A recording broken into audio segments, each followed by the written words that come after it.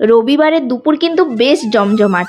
মুসুরের ডাল, পাবদা মাছের ঝাল, সাথে কিন্তু চিকেন কষা। চিকেনের রাঁধুনি আবার আমার আজকে 5 স্টার রাঁধুনি। আজকে কিন্তু সৌরভের হাতের চিকেন। না না, পুরো হাতের চিকেন না, অর্ধেক হাতের চিকেন, কারণ কষানো অব্দিও মশলাটা কষিয়ে চিকেন চাপিয়ে দিয়ে চলে গেছে। বাকি রান্না সব আমাকে সারতে হয়েছে। আজ বিকেলটাও কিন্তু আরো ইন্টারেস্টিং। দুজন মিলে এসছি দুই বাড়ির জামাই ষষ্ঠীর বাজার করতে। তাহলে আজকের ব্লগ কিন্তু খুব ইন্টারেস্টিং হতে যাচ্ছে। তাহলে কেউ স্কিপ করবেন না, চলুন ব্লগটা শুরু করি তাহলে। রবিবার সকাল হলে কিন্তু আমাদের বাড়ির 2 সদস্য আছে, মোটামুটি চিৎকার করা শুরু করে দেবে মাংস যতক্ষণ না আসবে। 1 হলো আমার বর, 2 হলো আমার শাশুড়ি। মানে রবিবার হওয়া মানে মাথাটা ঠিক খারাপ করে রেখে দেবে যদি মাংস না হয়। আগে তো প্রতি রবিবারে খাসির মাংস হতো, যেহেতু শ্বশুর মশাইয়ের কোলেস্টেরল আছে এখন সেটাকে বন্ধ করে মাসে 2 বার হয়। আর বাকি রবিবারে মোটামুটি চিকেনের জন্য চিৎকার চলে, কারণ বাবা তো চিকেন খায় না, তাই বাবাকে দেওয়া নিয়ে কোনো চাপ থাকে না। আর আজকে আমি করব না বলেছি বলে একজন কিন্তু নিজের হাতে দায়িত্ব তুলে নিয়েছে, উনি আজকে চিকেন রান্না করবেন। উনি আবার 5 স্টার হোটেলের রাঁধুনি, ওনার কিন্তু হাত কোনো কিছুতে টাচ হবে না। খুন্তি দিয়ে একটা একটা করে আলুকে তেলে দিল। আজকে কিন্তু রান্নার সাথে ভাট বকা ফ্রি আছে। সব ফুটেজ কিন্তু আপনাদের সাথে শেয়ার করতে পারবো না, কারণ শেয়ার করলে কিন্তু আমাকে সারা বাড়ি দৌড় করাবে। তার থেকে অল্প কিছু কিছু একটু একটু আপনাদের সাথে আজকে শেয়ার করব। আগেও তো আপনাদের যতবার ও রান্নাঘরে ঢোকে আপনাদের সাথে শেয়ার তো করি, দেখেছেন তো। হয় নাচতে শুরু করে, না হলে গান গাইতে শুরু করে, না হলে ভাট বকতে শুরু করে। আজকে ভাট বকাটা শোনাবো, অন্যদিন নাচ আর গানটা দেখিয়ে নিয়েছি। পেঁয়াজ রসুন ভাজা হয়ে গেছে, এবার দেবো লঙ্কা গুঁড়ো। সামান্য পরিমাণে দেবো, কারণ বেশি লঙ্কা গুঁড়ো ভালো না। লঙ্কা গুঁড়ো দিলাম, তারপরে দেবো হলুদ গুঁড়ো। হলুদ গুঁড়ো দেওয়া হলো, পরিমাণ মতো হলুদ গুঁড়ো। এরপরে এটা কি? ভাজা মশলা। ভাজা মশলা এখানে আছে ধনে, জিরে, মৌরি আর শুকনো লঙ্কা। পরিমাণ ঠিক আছে, আর একটু দাও। ওকে, ব্যাস। এবার ভালো করে এটা নাড়ো।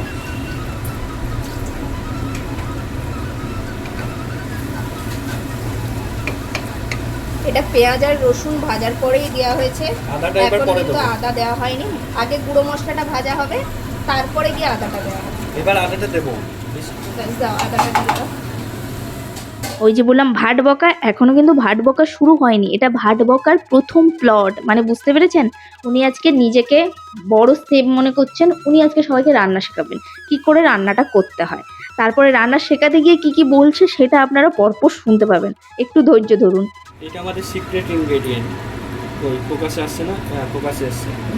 কাশ্মীর থেকে নিয়ে আসা হয়েছে কাশ্মীরি লঙ্কার গুঁড়ো, সিক্রেট ইনগ্রেডিয়েন্ট।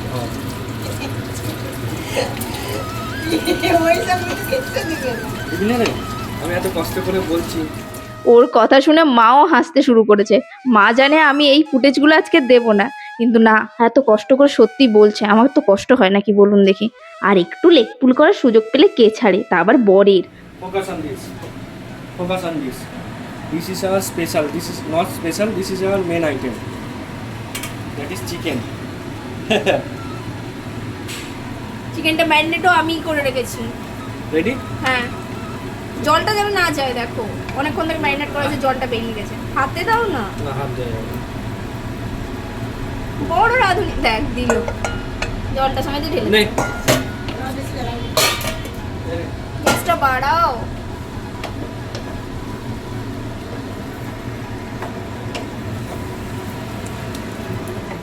এইসব রাঁধুনিকে রান্না করতে দিলে আমাদের বকতে বকতেই মাথাটা কখন খারাপ হয়ে যাবে। ওর ভাট বকা শুনতে শুনতে একে আমার মাথাটা খারাপ, তার মধ্যে ওর রান্না করার প্রসেস দেখতে দেখতে মাথা খারাপ। যাক, পালিয়ে গিয়ে আমাকে শান্তি দিয়েছে। বলে যদিও গেছে নেড়ে রাখো আমি আসছি, কিন্তু আমি ভালো করেই জানি আমার রান্না শেষ হয়ে যাবে, ও আর আসবে না। যাক, তাও আমি শান্তিতে রান্নাঘরটা গুছিয়ে কাজ করতে পারবো। ওদিকে চিকেনটা কষাতে কষাতে আমি বাকি রান্নাগুলোও সারছি, ওর সাথে বকছি শুধু দাঁড়িয়ে দাঁড়িয়ে নয়। আমার ওদিকে কিন্তু মুসুর ডালটাও হয়ে গেছে, পাবদা মাছটাও ভাজতে চাপিয়েছি। পাবদা মাছটা ভেজে এখন পাবদা মাছের আবার ঝাল বানাবো। যতই যাই বলি, বরেরা কিন্তু এক দিন রান্না করলে আমাদের কিন্তু বেশ লাগে। সে রান্নাঘর যতই অগোছালো করুক আর যতই ভাট বকে আমার মাথাটাই বা খারাপ করুক, এই যে একটু রান্না করছিল, কথা হচ্ছিল, আড্ডা হচ্ছিল, ভালো লাগছিল। তাহলে রোজ তো রান্নাঘরে একা একাই বোর হই, তবে মা থাকে, মা আর আমি গল্প করে করেই কাজ করি মোটামুটি সব সময়, কিন্তু ও থাকলে বেশ ইয়ার্কি ঠাট্টাটা বেশি হয়। আর হ্যাঁ, অবশ্যই আপনাদের এই বিষয়ে অভিজ্ঞতাগুলো কি কি আছে আমাকে কমেন্টে সুন্দর করে লিখুন দেখি। আমি নেক্সট ভিডিওতে আপনাদের কমেন্টগুলো পড়বো, দেখি কার কমেন্টটা বেশি ইন্টারেস্টিং হয়। যাক, আমার কিন্তু চিকেন কষা হয়ে গেছে। একজন কষ্ট করে অন্তত মশলাটা তো কষিয়ে দিয়ে গেছে, তার জন্য কয়েকটা কষা মাংস অন্তত তুলে রাখি, নাহলে এসে আবার বলবে আমার জন্য কষা মাংস নেই। আর এই কষা মাংস তোলার ব্যাপারে কিন্তু আমাদের ওই বাড়ির কথা মনে পড়ে। এক কড়াই মাংস হলে হাফ কড়াই কিন্তু কষাতেই বেরিয়ে যায়। সবাই মোটামুটি কষা মাংস নিয়েই বসে পড়ি। এই বাড়িতে যদি একটু কম হয় সেটা, কারণ এসব করার মতো এই বাড়িতে তো মাত্র আমরা দুজন, আর ওই বাড়িতে আমরা 7-8 জন থাকি। মোটামুটি মস্তি করেই দিন কেটে যায়। আপনাদের সাথে কথা বলতে বলতে কিন্তু আমার চিকেনটা রান্না হয়ে গেছে। হেভি টেস্ট হয়েছে। হেভি টেস্ট হয়েছে না? রান্না শেষ করে দিয়েছি, তারপর রাঁধুনি এসছে। কি আর করবো, আমি তো কষা মাংস তুলে রেখেছি, খাচ্ছে খাক, আর কি করা যেত। হেভি টেস্ট হয়েছে। হেভি টেস্ট হয়েছে না? হ্যাঁ, রান্না তুমি করেছো তো, লাস্টে আর নামানোর নামটা নেই। হ্যাঁ,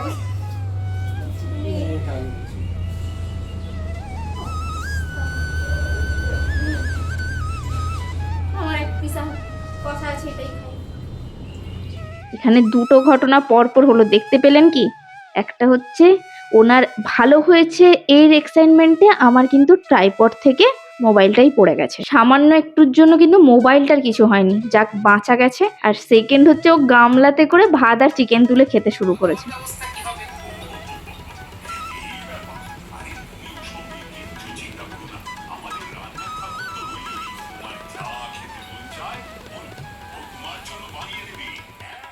আজ কিন্তু বিকেল বিকেল শপিংয়ে যাওয়ার কথা ছিল, কিন্তু প্রায় সন্ধে হতে চললো।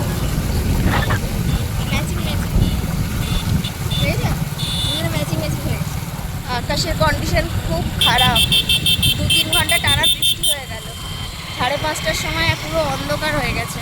বেরোবো না ভেবেও বেরোলাম, কারণ কালকে যদি সময় না হয় তখন আর হবে না। তাই অনেক ভেবে 5:30টার সময় বেরিয়েছি, কিন্তু এখনই যেভাবে অন্ধকার হয়ে এসছে আবার না বৃষ্টি শুরু হয়। দাঁড়িয়ে যাবো, বৃষ্টি শুরু হয়ে গেল তো। বাড়ি যাবে নাকি? এখন বাড়ি যাবো না, দাঁড়িয়ে যাবো কোথাও, তাই বললাম। বৃষ্টি শুরু হয়ে গেল না?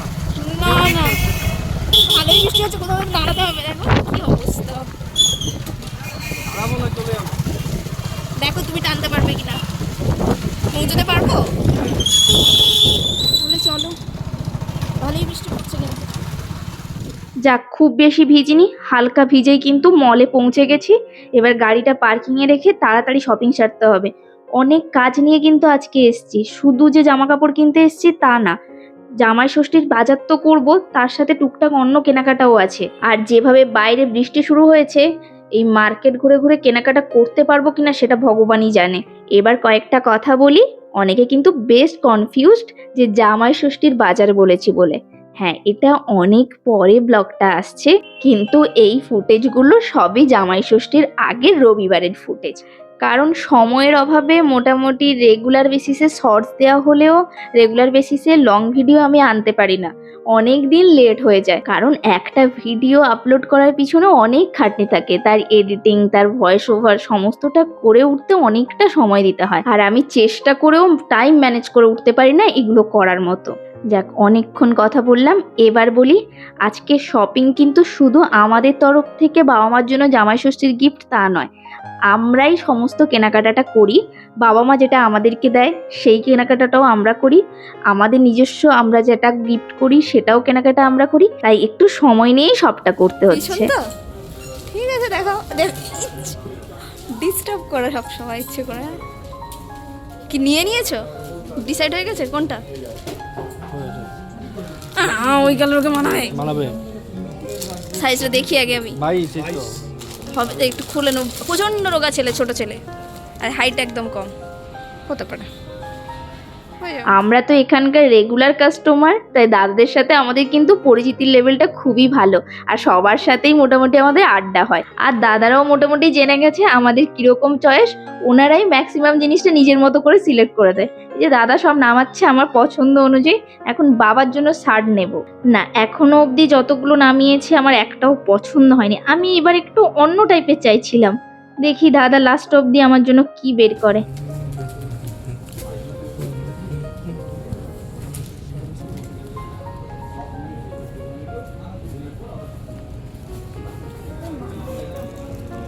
সুন্দর দেখতে।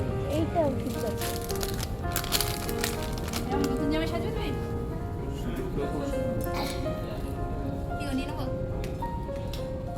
আমার বরটি কিন্তু এখনো বেশ হিরো। নতুন জামাইয়ের মতো হলুদ কালারের পাঞ্জাবি নিয়েছে জামাই ষষ্ঠীতে, মানিয়েছেও কিন্তু বেশ, তাই না? সুন্দর লাগছে কিন্তু, আমারও বেশ পছন্দ হয়েছে, ওর জন্য ওই পাঞ্জাবিটাই নিয়েছি। হলুদ পাঞ্জাবি হলে কি হবে, বেশ সুন্দর লাগছে কিন্তু ওকে দেখতে। ব্যাস সমস্ত কেনাকাটা হয়ে গেছে, 3খানা শাড়ি নিয়েছি, পাঞ্জাবি, জামা, পুচকার জামা, সমস্ত কিছু নিয়ে এখন বেরোলাম। হেভি বৃষ্টি যাবি না, হচ্ছে। এতে চলে আসবি, আর চলে আসবি। খাগড়াতে যাবে তো চলো, জ্যাকেটটা বাচ্চা। এতটাই বৃষ্টি হচ্ছে, কিছু কেনাকাটা কিন্তু স্কিপ রাখতে হয়েছে, কিন্তু যেগুলো এসেনশিয়াল সেগুলো তো নিতে হবে। চা নিয়েছি, ওর জন্য একটা বর্ষার শু নিতে হবে, নাহলে ওর কাজে যেতে অসুবিধা হচ্ছে। তাছাড়া আরও কিছু জিনিস নিতে হবে মুদিখানার, সেগুলো নিয়ে এখন বাড়ির দিকে রওনা দিলাম। বাড়ি ফিরছি, এদিকে কিন্তু কোনো বৃষ্টি নেই। যত বৃষ্টি বহরমপুর মার্কেটেই ছিল।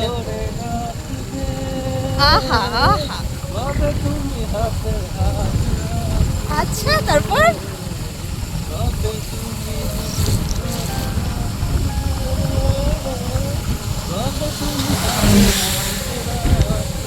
বাহ বাহ বাহ। এত সুন্দর গায়ক, 2-4টে পচা ডিম বা টমেটো ছুঁড়ে কিন্তু আমার দিকে মারবেন না, যা মারার ওই দিকটাতে মারুন। তাহলে এখন বাড়ি যাই, আর আপনারা আপনাদের কাজ করুন, অবশ্যই লাইক, কমেন্ট এন্ড শেয়ার, সাথে সাবস্ক্রাইব। তাহলে আজ আসি, অসংখ্য ধন্যবাদ ভিডিওটি দেখার জন্য।